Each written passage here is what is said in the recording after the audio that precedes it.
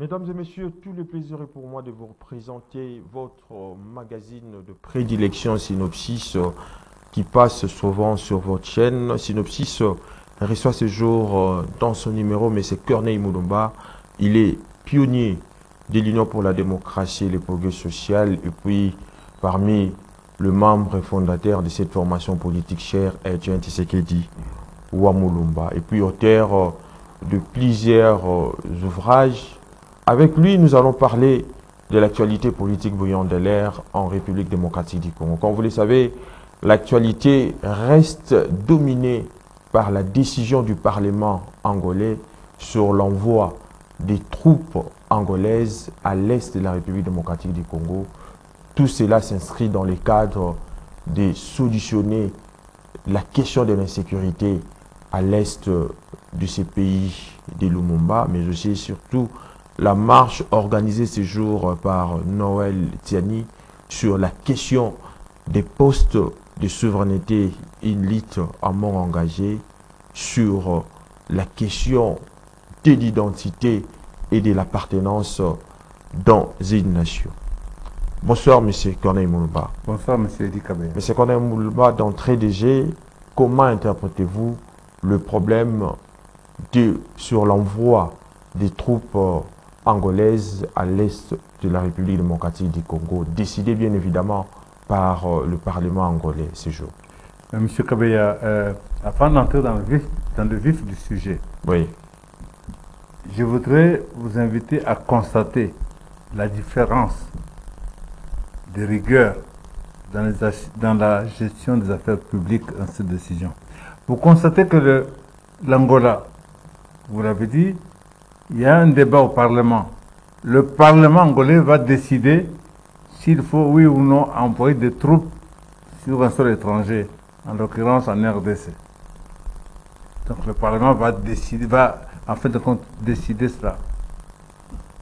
Même si le président angolais était d'avis et voulait le faire, mais cette décision doit être débattue au Parlement.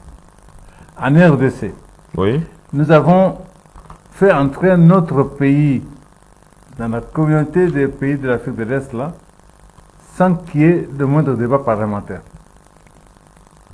Pire que ça, nous avons fait entrer les troupes de différents pays de l'EAC sur notre sol sans qu'il y ait moindre débat parlementaire.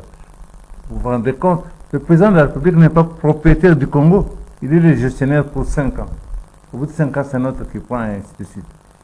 Alors, vous engagez le pays dans une telle organisation sans que le peuple congolais, au travers de ses élus, soit prononcé. Vous faites entrer des troupes étrangères sur notre sol sans que le peuple congolais, au travers de ses représentants, ne soit prononcé. Vous voyez la rigueur avec laquelle les uns agissent, avec la légèreté avec laquelle nous agissons. Mais ce qu'on est Mulumba, vous oubliez que le Parlement est composé de commissions et sous-commissions. Peut-être la question a été abordée au niveau de la commission défense et sécuritaire de l'Assemblée nationale. Ça, c'est pas un problème. Parce que la question sécuritaire, il faut les souligner, ce sont des questions sensibles qui ne peuvent pas être divulguées aux grandes dames. Non, fait. Non. Je pense que d'un côté, il y a ceci que la commission peut exister, oui, mais le travail, celui qui est souverain, c'est le Parlement, c'est la plénière. Donc c'est la plénière qui doit se prononcer. La commission peut faire des propositions, des suggestions, mais c'est la plénière qui doit se prononcer et la plénière ne s'est pas prononcée. Mais il y a d'autres questions qui se limitent tout simplement au niveau des commissions. Mais la commission, ce n'est pas la commission qui engage la nation, c'est le Parlement, c'est-à-dire que c'est la plénière qui engage la nation. Donc une commission, elle est spécifique pour être dans un secteur donné, mais quand elle a fait son travail, ce travail doit être adopté par la plénière. Et tant que ce n'est pas le cas, ça ne peut se faire. Vous dites seulement que voilà comment est-ce que les Angolais ont agi, et voilà comment nous agissons. Mais est-ce que peut-on parler d'une lueur d'espoir pour la restauration de la paix à l'est de la République démocratique du Congo avec cet envoi? Je vais surprendre. Oui. Avec le temps, je suis arrivé à cette conclusion qu'il n'y a rien à attendre de ce régime politique, que ce soit sur le plan économique, sur le plan politique, sur le plan sécuritaire, ou sur le plan qui est en place, qui gouverne notre pays aujourd'hui, ou sur le plan sécuritaire.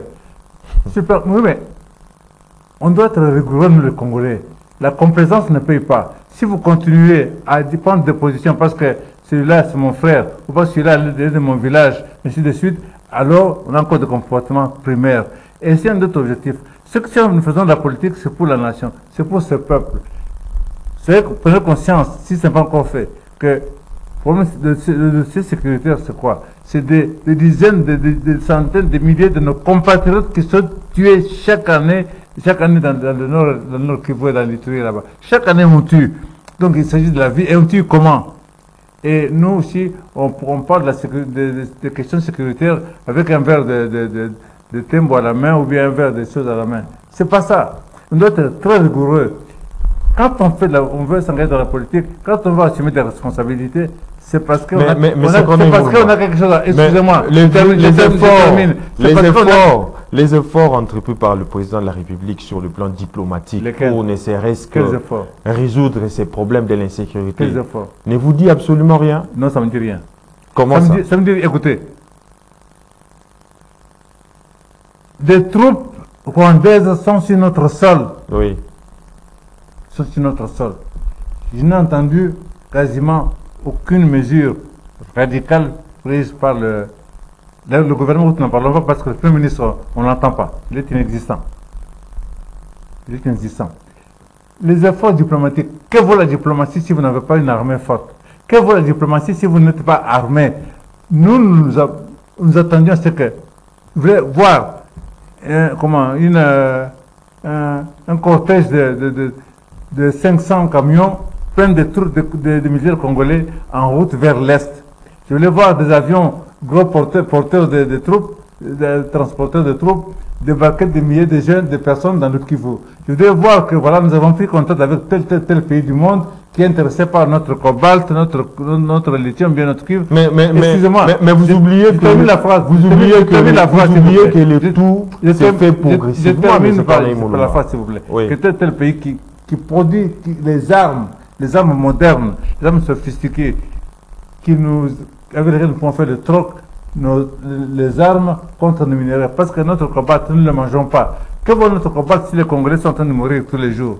Vous comprenez ça? Donc pour moi, je n'ai rien entendu de suffisamment radical qui aurait pu permettre d'espérer quelque chose. Ça, c'est sur le plan sécuritaire. Sur le plan économique, nous n'en parlons pas. Je pense que j'ai entendu aucune mesure économique radicale pour changer les choses dans notre pays. Et avec la corollaire, des conséquences sur le plan social. Donc, peut-on parler de l'échec de l'État?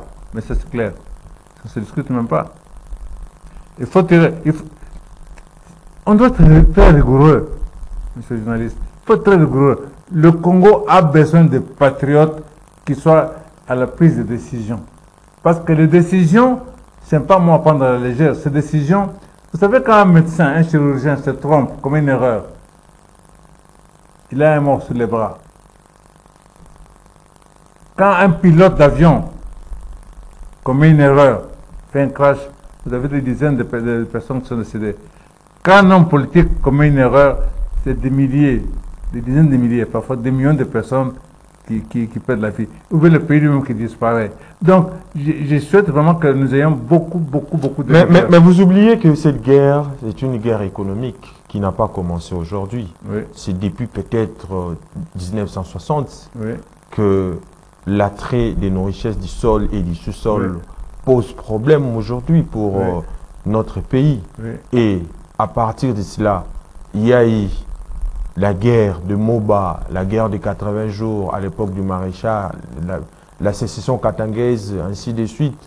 Nous sommes arrivés à l'entrée de l'AFDEL, mais bien avant cela, il y avait ce qu'on appelle l'opération turquoise au niveau du Rwanda, qui avait beaucoup plus de ramifications en République démocratique du Congo, où il y a eu l'entrée des Hutus ou des Tutsis congolais à l'est de la République démocratique du Congo. Malheureusement, ils étaient armés. Après cela, il y a eu cette guerre d'agression de l'AFDEL. En somme, nous avons eu à constater un tableau sombre et tragique, aboutissement d'un achèvement des situations qui remontent d'assez loin. Mais on ne doit pas incomber la faute aujourd'hui au régime actuel, alors que ce régime fournit de quoi, ne serait-ce que pour sécuriser l'Est de la République démocratique du Congo. Fournit quoi? Auparavant, s'il vous plaît, je m'explique. Oui. Auparavant, il y avait ce qu'on appelle ces régimes qu'on avait mis à la tête de la République démocratique du Congo, pour qu'on puisse acheter des armes, il faut une permission du Conseil de sécurité, ainsi de suite. Mais c'est grâce aux efforts diplomatiques du président de la République que cette réalité est foutue en moule. Aujourd'hui, le Congo est libre de s'acheter les armes. Ne serait-ce que cela n'est pas vraiment quelque chose à applaudir pour les efforts qu'est en train de faire l'actuel président de la République. Je constate cette naïveté de la part des Congolais. Laquelle? D'abord, je m'explique. Oui. D'abord, pour nous équiper en armes, Oui. monsieur le journaliste, on n'a pas besoin de l'autorisation de quiconque. Ça, c'est un. C'est seulement notre intelligence. On peut passer par des pays amis qui peuvent acheter les armes, nous les fournir et nous les faire parvenir par différents canaux. Donc, ce n'est pas une excuse. Mais on doit se baser aux faits. Les faits sont là. Il y a eu un fait ce n'est pas qui consiste donc à demander une permission avant d'acheter les armes. Nous Laurent Désiré Kabila fait venir les armes. Joseph a fait entrer des armes ici. Et avec quoi? Avec l'autorisation. Vous savez comment vous êtes là? Vous êtes journaliste. Vous avez ambitionné de devenir journaliste. Vous l'êtes devenu un grand journaliste. Vous aurez pu aller faire les champs, faire l'élevage, ce que vous voulez. Quand vous ambitionnez de diriger le Congo, oui, alors c'est que vous avez des solutions. Si vous n'avez pas de solutions, allez faire les affaires. Allez faire l'agriculture. Allez faire, il y a beaucoup de choses à faire. Mais si vous ambitionnez de diriger le Congo, un peu comme le Congo, c'est que vous avez des solutions. Vous y avez réfléchi, vous avez mûri, et vous avez le courage nécessaire. Parce que sans courage, courage politique, de prendre des décisions qui vont peut-être pas plaire à certains. Mais vous ne voyez pas qu'un constat amer se dégage aujourd'hui, oui, depuis que l'insécurité a commencé, même pas à l'époque du régime de Félix-Antoine Tshisekedi Tshilombo, oui, il y a eu toujours une insécurité grandissante à l'est du pays. Personne n'arrive à donner des solutions. Monsieur le journaliste, vous, en tant que politique, qu'est-ce que vous Monsieur le journaliste, vous ne pouvez pas avoir une maison dans laquelle vous avez des bijoux de très grande valeur sans sécuriser cette maison. Les voleurs chercheront toujours à entrer. Donc, qu'il y ait des gens des pays ou des dirigeants de certains pays voisins ou plus éloignés qui cherchent à contrôler le Congo pour contrôler ses minerais, ses ressources naturelles, c'est tout à fait, je veux dire, à la limite humain. Nous le savons et tous le savaient avant qu'ils accèdent au pouvoir.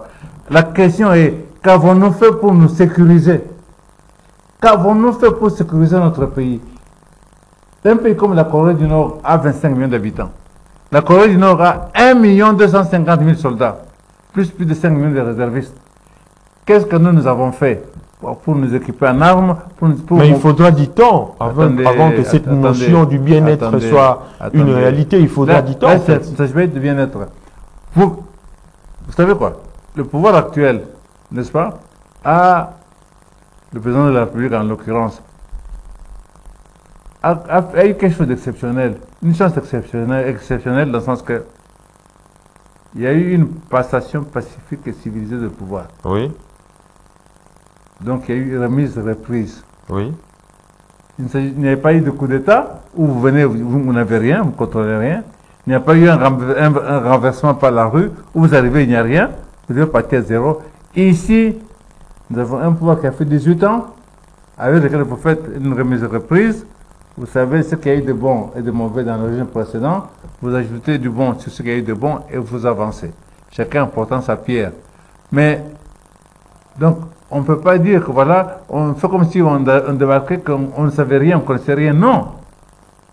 Vous avez vu vous-même le président actuel, le président sortant, l'ancien président, à maintes reprises se sont retrouvés, que ce soit chez l'ancien président ou le nouveau président, pour parler. Tout le monde était content de ça, en disant que peut-être qu'il va y avoir, on va continuer sur du positif, mais on se comporte comme si le pouvoir venait de tomber et qu'on ne savait rien.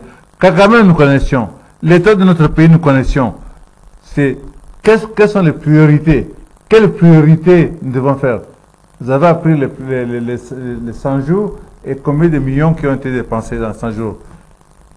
Si vous prenez votre caméra aujourd'hui, vous êtes journaliste, vous faites le tour du Congo pour voir ce qu'on a réalisé avec les plus de 500 millions qui sont allés là-bas. Je ne sais pas si vous ramènerez quelque chose. Mais les 500 millions auraient pu servir pour acheter les armes, pour défendre notre pays. Parce que le problème de priorité était sécurité. Parce que sans sécurité, vous voulez faire quoi? Mais l'achat des armes, on l'a fait déjà, et à plusieurs reprises déjà.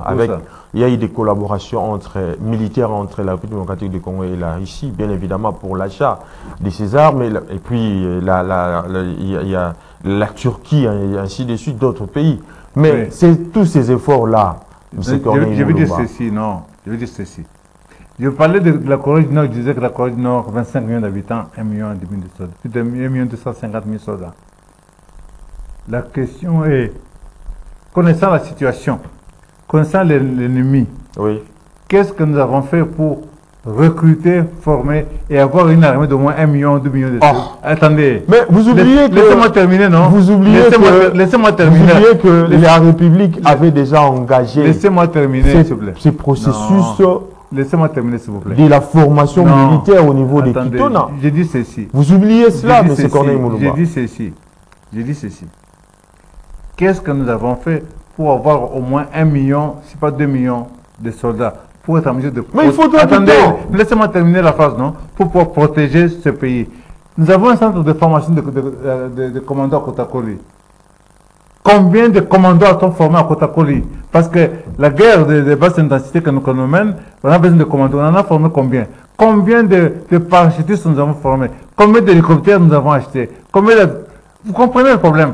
C'est de ça qu'il faut s'agir, de sécuriser le pays. Ce n'est qu'en sécurisant le pays qu'on peut... Mais pour l'instant, cette question ne doit pas être à l'ordre du jour, d'autant plus que on doit d'abord dénicher les infiltrés au sein de l'armée. Parce qu'on a précipité l'armée nationale dans la confusion. Pour une seule armée, plusieurs infiltrations. C'est du n'importe quoi. Plusieurs instructeurs, ainsi de suite. Il faudra encore du temps pour que ce que vous venez d'évoquer soit réellement vrai pour que l'on puisse décompter cette situation. Je voudrais vous rappeler qu'il reste 6 mois, je dis bien 6 mois, avant la convocation du corps électoral. Au mois de septembre. Oui. C'est 3 mois avant les élections. Il reste 6 mois. Mais oui, bien sûr qu'il faut dénicher les infiltrés et tous les autres. Mais on attend aujourd'hui pour le faire. C'est quelque chose qui allait de soi. Je rappelle encore une fois qu'il y a eu une passation pacifique et civilisée de pouvoir. Donc, il y a des dossiers que l'on récupère. Parmi ces dossiers, il y a des dossiers de nettoyage de l'armée, de notre armée, de notre police et d'un service de renseignement. Un service de contre-espionnage doit faire ce travail pour identifier, neutraliser les ennemis. C'est normal ça. Donc on ne dit pas aujourd'hui que nous allons faire ça. Non. Mais ça allait de soi. Parlons un peu de l'envoi de troupes angolaises à l'est du pays. Dans la foulée, faudra-t-il admettre que cette présence, peut-être la présence de l'armée angolaise, va remettre en question la force de l'EAC? Mais non, on fait des bêtises, excusez-moi, mais je suis désolé, mais c'est le mot qu'il faut utiliser. Qu'est-ce qu'on a à faire avec Est-ce que vous vous rendez compte que vous mettez notre pays en danger? Parce que les troupes angolaises viennent pas pour combattre le M23, mais pour assurer le cantonnement. Oui. Même pas pour désarmer, assurer le cantonnement. Donc les troupes, comment dire, de M23 sont là et viennent pour cantonner. Donc, ça veut dire que même nous, on ne peut pas attaquer. Est-ce que vous vous rendez compte de ce que c'est? Maintenant, tous les territoires qui ont été conquis entre-temps par le M23, c'est les troupes de l'ASC qui doivent les sécuriser. Donc, avec une zone tampon. C'est-à-dire que nous perdons le contrôle sur cette partie de notre territoire national. Et chaque fois que vous entendez qu'ils attaquent ici, on nous dit, voilà, il y a eu un repli stratégique de troupes congolaises, de FARDC. Il y a eu un repli stratégique. Mais vous ne voyez pas que M. Corneille Moulouba, c'est la fragilisation de l'armée qui a fait en sorte que partout où surgit un conflit, il y a toujours eu cette présence étrangère souhaitée, vigilante et impitoyable pour mettre en contribution nos vies et nos faiblesses en fait. Attendez. Il y a un adage connu depuis les Romains. il n'y a pas de mauvaises troupes. Il n'y a que de mauvais chefs. Les deux choses l'une. Ou vous formez votre armée, vous formez vos militaires, vous les armez, vous les motivez, vous les mobilisez, vous les travaillez leur mental pour défendre votre pays, ou vous ne le faites pas. Pour le moment, on ne l'a pas fait. Et je suis désolé, hein, j'ai suivi le chef de l'État au Comores, je crois, où il a déclaré que moi, je ne veux pas faire la guerre. Et j'ai suivi aussi déclarer que, qu'on ne va pas s'entretuer pour des bouts de terre. Je suis désolé. Mais si déjà, au sommet de l'État, on a un tel langage, comment voulez-vous mobiliser les troupes? Comment voulez-vous haranguer les troupes? Vous êtes désarmés, vous désarmez. Donc moi, je pense que sur le plan sécuritaire, on n'a rien à attendre. J'ai suivi aussi les discours au niveau du Sénat et de l'Assemblée nationale. Attendez, pour un pays qui est en guerre, j'ai entendu plutôt un discours démobilisant. C'est pas avec des animateurs des institutions. Le ministre qu'on n'entend pas, l'Assemblée nationale qu'on n'entend pas, qui n'interpelle pas, le Sénat c'est pareil, le président qui déclare ne pas vouloir faire la guerre, ainsi de suite. Vous croyez simplement que c'est avec ça que nous pouvons changer les choses dans le pays? On ne va rien changer du tout. Au cours de la rentrée parlementaire, oui, le président de l'Assemblée nationale a dénoncé la présence de troupes rwandaises à l'est du pays. Nous sommes maudits, nous sommes maudits. Est-ce qu'il s'agit de dénoncer? Il ne s'agit pas de... Enfin, monsieur, il ne s'agit pas de dénoncer. Les troupes rwandaises, ces foutus petits pays, sont sur notre sol. Nous avons qu'une chose à faire, c'est le bouter dehors. Alors, si ceux qui nous dirigent ne sont pas capables de le faire, alors il faut qu'il y ait d'autres dirigeants pour le faire. On ne peut pas continuer à accepter de voir des Congolais mourir. Ça ne va pas. Pensez-vous que le gouvernement congolais a croisé les bras vis-à-vis de cette réalité? Ça fait combien de temps que Bounakan est pris? On n'a pas honte, non? Ça fait combien de temps que Bounakan est pris? Un bout de notre territoire qui est occupé par les troupes rwandaises, s'il vous plaît. Et on n'a pas contre-attaqué. Il n'y a pas de contre-attaque. Ils sont toujours là. Au contraire, ils ont conquis d'autres espaces encore. Et vous dites que le gouvernement, nous avons le faisons de la diplomatie, comment je dis ça? Une diplomatie, comment je dis ça? Agissante. Mais c'est Corneille Moulumba. N'importe quoi. Mais c'est Corneille Moulumba. N'importe quoi. Mais c'est Corneille Moulumba. Oui. Quand je vous ai dit ici Oui. il faudra du temps Quel temps? pour dénicher un certain nombre d'ennemis de la République. Très bien. Mais il y a eu un cas récent, oui, l'arrestation de Mwanga Tchouchou, mais dis-moi qui est un député national, s'il vous plaît, oui, qui est un député national. On lui trouve être impliqué dans un dossier des rebelles de la guerre à l'Est, où on a découvert même dans sa parcelle plusieurs effets militaires. Tout cela, toutes ces démarches-là, mises ensemble, ne vous disent absolument rien par rapport aux efforts du gouvernement congolais. Monsieur Kabeya, Mwanga Tchouchou est un ancien dirigeant du CNDP. Oui. Ok? RCD. Un CNDP. La moindre des choses, oui, dans un pays sérieux, avec une armée sérieuse, qui a un service de contre-espionnage, que tous ces gens qui ont été dirigeants du CNDP, du RCD et autres, qui sont dans l'armée, qui ont été intégrés pour une autre raison, doivent être suivis. Donc, on ne découvre pas ce monsieur aujourd'hui. Et je suis convaincu qu'il y en a d'autres, puisque lorsque monsieur, le président de l'Assemblée nationale déclare il y a plusieurs mois que quitter les groupes armés. Quitter les groupes armés. Oui. Donc, ça veut dire qu'il en connaît. Oui. Bon, alors, quel travail a été fait? Avant Mwanga Tchouchou, dis-moi un peu, quand est-ce que vous avez entendu qu'on a montré devant les caméras de télévision, un tel l'a trouvé, un tel. Ou à la limite, si on doute... Mais il y a eu un début. Le début, c'est l'arrestation de Mwanga Tchouchou. Peut-être il y en aura plusieurs après. Je vous rappelle qu'il reste 6 mois avant la fin du mandat, 6 mois avant la convocation de l'électorat électoral. Alors, on va vous poser la question. Qu'avez-vous fait pour sécuriser notre pays? Vous allez dire quoi? Nous avons arrêté Mwanga Tchouchou. Enfin. Non, je crois que nous devons... Moi, j'ai vu les images des petits enfants, 3 ans, 4 ans, avec des machettes, couper la tête, les bras, des petits enfants. Ça m'a révolté. J'ai dit, mais alors qu'est-ce que nous faisons? Nous attendons, nous faisons la politique. Quelle politique nous faisons? Quelle politique nous faisons si ça se passe sur notre sol? Alors c'est que nous ne méritons pas de diriger ce pays si ça c'est possible. Les Congolais ne sont même pas mobilisés.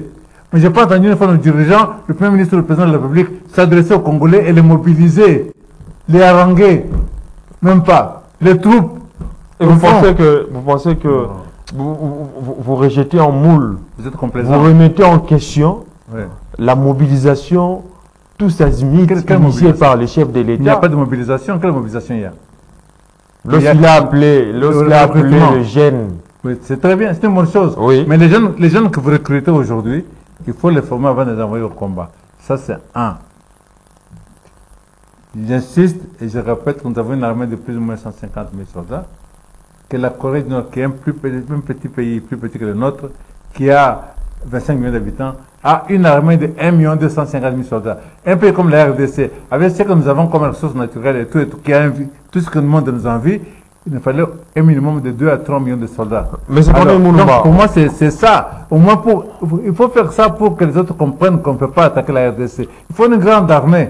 Et je n'ai pas entendu qu'on a déployé dans le Kivu, dans le nord Kivu et le Turi, même 50 000 soldats congolais. Ne fût-ce que ça. Ne fût-ce que ça. Je crois qu'on ne doit pas s'éterniser là-dessus. Mais c'est capital. On doit se Il y va de la survie de la RDC. Bien évidemment, je crois que votre rôle hautement pédagogique, qui consiste à expliquer à la population, a été entendu. Je crois qu'on doit passer à un autre sujet. Pas de problème. L'autre sujet, c'est la marche organisée par Noël Tchani sur la question de la souveraineté. Vous, en tant que politique, comment interprétez-vous C'est pas l'organisation d'une telle marche? C'est même pas sur la question de la souveraineté. Oui. C'est une question de la désignation des animateurs des institutions clés. N'est-ce pas? Oui. Ça, c'est une chose. Sincèrement, en ce moment ici, à cette période ici, moi, j'aurais bien voulu voir à la tête d'une marche Noël Tchani, Fayoulou, Kabouya, Kamere, et tout ce monde-là, Moïse Katumbi et compagnie, Oui. à la tête d'une marche. Nous sommes combien à Kinshasa? À peu près 1 300 000. D'une marche qui allait rassembler au moins 10% de la population quinoise, c'est-à-dire 1 200 000, 1 300 000 soldats, de la population congolais, en train de marcher. Et toutes ces têtes-là, à la tête, tout ce qui a ambition de diriger le Congo, là, à la tête de la marche, en train d'avancer.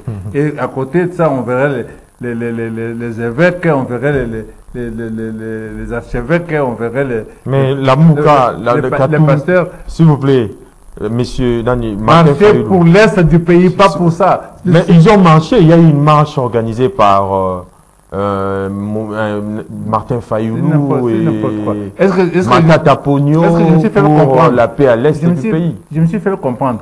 Je n'ai pas de jouer la vedette pour dire que moi j'ai mobilisé. Je parle d'une marche qui doit mobiliser au moins 1 million de Congolais à Kinshasa. Où vous voyez toute tendance confondue des acteurs politiques. Mais vous ne voyez pas que une telle marche consiste donc à une prise de conscience politique indispensable aux Congolais qui doivent en fait accepter d'assister à une telle marche. Je ne sais pas si vous voyez ça, c'est 1 million de Congolais dans la rue. 1 million de Congolais dans la rue, vous partez de Kitama magasin même jusqu'ici là, des foules monstres. Et c'est pour quelle finalité tout Attendez. ça? C'est pour quelle finalité? Je vous assure que si on le fait, Oui. c'est un message très clair au monde.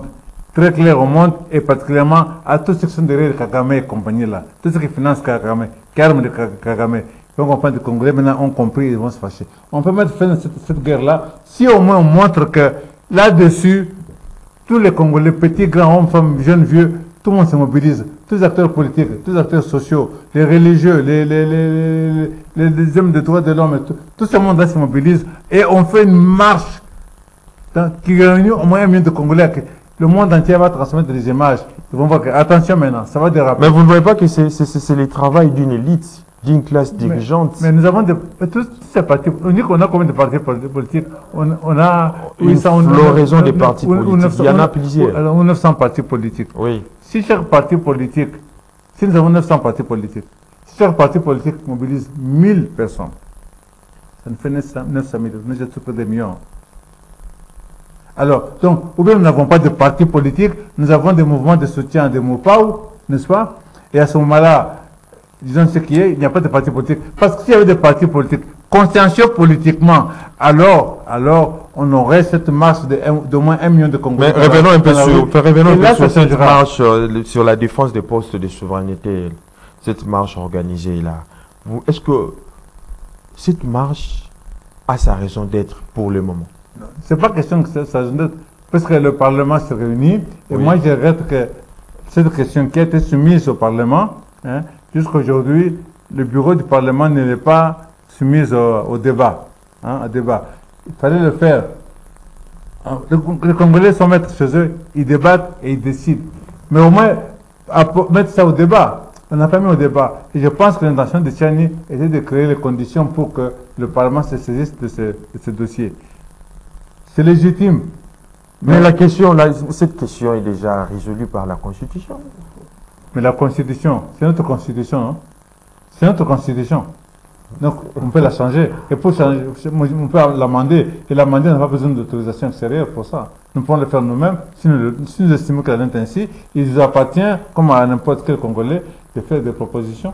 Où est le problème? Mais lorsqu'on parle aujourd'hui, on organise aujourd'hui une marche pour la défense des postes de souveraineté. Pensez-vous aujourd'hui que la République démocratique du Congo, avec Félix Tshisekedi à la tête du pays, peuvent accepter à ce qu'il y ait un étranger à la tête, par exemple, du ministère des Affaires étrangères, ministère de l'Intérieur, la Banque centrale du Congo et tous ces postes connus de souveraineté? La question est celle-ci. Il faut beaucoup de rigueur si nous voulons que les intérêts supérieurs de la nation soient protégés. Exiger que le président de la République soit de père et de mère, c'est tout à fait normal, à mon point de vue.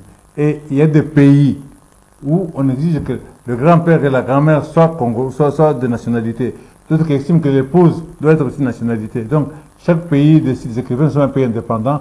Si nous estimons qu'il faut de père et de mère, on le fait, il n'y a pas de problème. Mais que ça se passe démocratiquement et il appartient au Parlement de se mettre ça au débat. Nous sommes à l'ère de la mondialisation, avec la quête identitaire et de la conscience historique qui bat réellement son plein. Mais si les effets de la mondialisation sont réels, par exemple dans les secteurs de la communication, de la technologie, de l'évolution bien évidemment de cette communication, même au chapitre d'une certaine mobilité des personnes. Alors, quels sont, en fait, ou qu'en est-il sur le plan de l'identité et du sentiment de l'appartenance dans une nation? Ne confondons pas des choses. Oui. Chaque pays est différent, chaque pays a son histoire, chaque pays a sa culture, et les lois, à un moment donné ou à un autre, sont le résultat de cela, n'est-ce pas? Aux États-Unis, pour devenir président de la République, je veux dire, vous ne pouvez pas devenir président des États-Unis si vous êtes né sur un sol étranger. Hein? Si vous êtes né, vous pouvez être de père et de mère américains, mais si vous êtes né sur le sol étranger, vous n'avez pas le droit d'être président des États-Unis. Chaque pays a ses lois. Oui. En nous, compte tenu de notre histoire, de notre vécu, notamment ce que nous vivons à l'Est, des conditions de notre indépendance, de notre évolution, à nous prémunir. Puisque nous sommes un pays où le dossier sécuritaire est encore très important. Nous devons être rigoureux là où nous devons confier des responsabilités. On va vous confier la banque centrale pour gouverner, oui, on doit savoir vous faites quoi, vous étiez quoi, vous avez fait quoi, n'est-ce pas? C'est parce qu'on n'a pas été rigoureux que beaucoup de choses se passent. Nous avons un Premier ministre aujourd'hui, M. Samuel Condé. La Constitution dit le Premier ministre est choisi au sein de la majorité parlementaire. Je dois poser la question, le parti de M. Samuel Condé a combien de députés? Parce que s'il n'a pas de 2-3 députés ou combien, sur 500, ça veut dire qu'il ne pèse pas. À partir de ce moment-là, s'il ne pèse pas, alors qui décide? Or, le chef de l'État, dans un régime comme celui-ci parlementaire, il règne mais il ne gouverne pas. Il n'est pas au premier rang. Oui. Il n'est pas au premier rang. C'est le gouvernement. Il est le garant du bon fonctionnement des institutions. C'est le gouvernement qui agit avec à sa tête le Premier ministre. Maintenant, si ce Premier ministre ne pèse pas, parce qu'il n'a pas de majorité, qu'est-ce que vous voulez faire? On nous dit que l'union sacrée. Si je pose la question aujourd'hui, l'union sacrée, vous connaissez quel est le bureau de l'union sacrée? Vous connaissez l'adresse de l'union sacrée? Alors, si vous avez un truc comme ça, flou, il n'y a rien, qui décide à l'union sacrée? Et comment? Donc, maintenant, le Premier ministre, là, il est là du fait de l'union sacrée, un truc qui n'existe pas. À ce moment-là, vous voyez comment vous mettez notre pays en danger. Il manque de rigueur, nous devons être rigoureux. Mais c'est qu'on est pour diriger la Banque centrale, oui, pour diriger le gouvernement de la République du Congo, pour diriger les institutions, il faut non seulement être patriote congolais dans les circonstances actuelles, être très courageux, être très déterminé. C'est à ce moment-là que, entre les intérêts des autres et les intérêts du Congo, vous défendrez les intérêts du Corneille Congo. Moulumba, c'est d'ailleurs votre mot de la fin. Il y a une certaine opinion qui estime aujourd'hui que cette démarche consiste donc à écarter d'autres candidats présidents de la République aux élections qui se profilent à l'horizon en République démocratique du Congo, notamment Moïse Katumbi Chapwe. Qu'en dites-vous? Bon, non, je pense qu'on déforme. C'est ça, c'est l'enfantillage. Donc, on ne peut pas poser le problème de fond, on reste toujours superficiel. Ah, on prend cette mesure parce qu'il faut écarter celui-ci. Personne ne pose le problème que notre pays est dans l'insécurité. Que nous avons le Rwanda et l'Ouganda, bien sûr, qui nous attaquent ici, mais derrière eux, vous avez les États-Unis, vous avez les multinationales. Interrogez-vous un peu. Quels sont les rapports de Moïse Katumbi avec ces multinationales? Vous avez une minute pour conclure, parce que nous sommes arrivés les rapports avec ces multinationales, avec les États-Unis et tout ce monde-là. Vous voyez des personnes qui prétendent à diriger le Congo, qui vont se retrouver à Genève autour de l'homme blanc, pour qu'on choisisse lequel devrait être le candidat. Vous voyez un peu. Je pense simplement que nous devons éveiller la conscience des Congolais. Nous devons comprendre que les institutions de la RDC doivent être dirigées par des personnes, des vrais patriotes, des personnes courageuses. Je vais leur rappeler que nous avons la guerre et pour le moment, l'image que le gouvernement... Comme Félix Tshisekedi.